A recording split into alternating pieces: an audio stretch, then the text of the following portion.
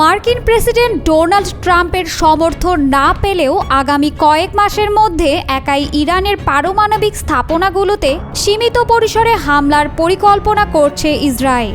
রয়টার্সের প্রতিবেদনে একজন ইসরায়েলি কর্মকর্তা সহ দুটি সূত্রের বরাতে এমন খবর প্রকাশ করা হয়েছে। ইসরায়েলি কর্মকর্তারা বারবার বলে আসছেন তেহরানকে পারমাণবিক অস্ত্রে সফলতা অর্জন করতে দেয়া যাবে না।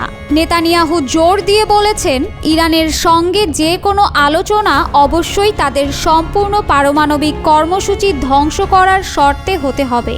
শনিবার রোমে যুক্তরাষ্ট্র ও ইরানের মধ্যে পারমাণবিক আলোচনার দ্বিতীয় দফার বৈঠকের মধ্যেই এমন তথ্য সাড়া ফেলেছে পুরো বিশ্বে।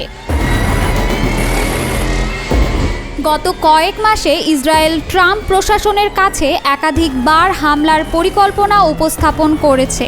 এর মধ্যে রয়েছে বিমান হামলা ও কমান্ডো অভিযানের সংমিশ্রণ।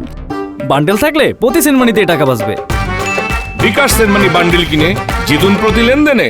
যা ভিন্ন ভিন্ন মাত্রায় ইরানের পারমাণবিক অস্ত্র তৈরির সক্ষমতাকে কয়েক মাস থেকে 1 বছর পর্যন্ত পিছিয়ে দিতে পারে।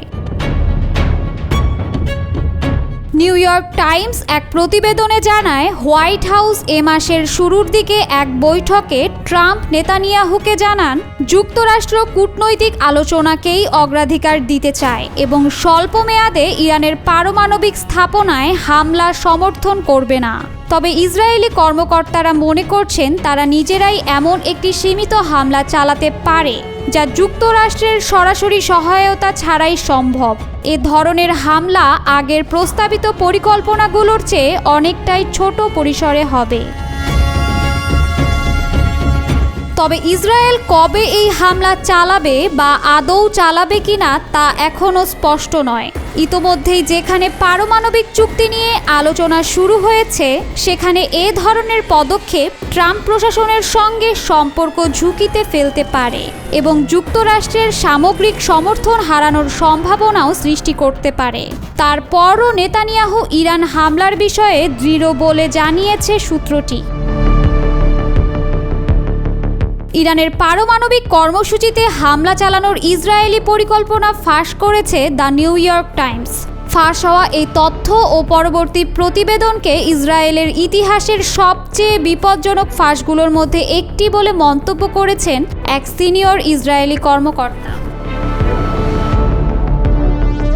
মার্কিন প্রশাসনের কর্মকর্তা ও অন্যান্যদের বরাত দিয়ে গত বুধবার নিউ ইয়র্ক টাইমস এক প্রতিবেদনে জানায়, ইরানের পরমাণু স্থাপনায় দ্রুত হামলা চালাতে চান ইসরায়েলি প্রধানমন্ত্রী বেনিয়ামিন নেতানিয়াহু।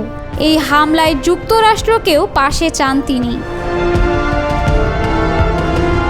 ইসরায়েলি প্রধানমন্ত্রীর দপ্তর এ বিষয়ে কোনো মন্তব্য করেনি। তবে একজন শীর্ষ ইসরায়েলি কর্মকর্তা রয়টার্সকে জানিয়েছেন, ইরানে হামলার বিষয়ে এখনও চূড়ান্ত সিদ্ধান্ত নেওয়া হয়নি।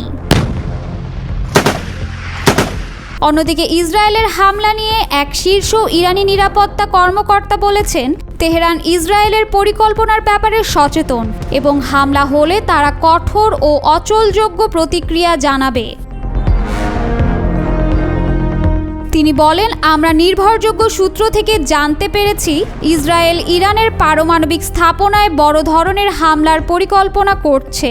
এটি চলমান কূটনৈতিক প্রচেষ্টায় অসন্তোষের ফল এবং নেতানিয়াহুর রাজনৈতিক টিকে থাকার প্রয়োজনে সংঘাত সৃষ্টির একটি প্রয়াস।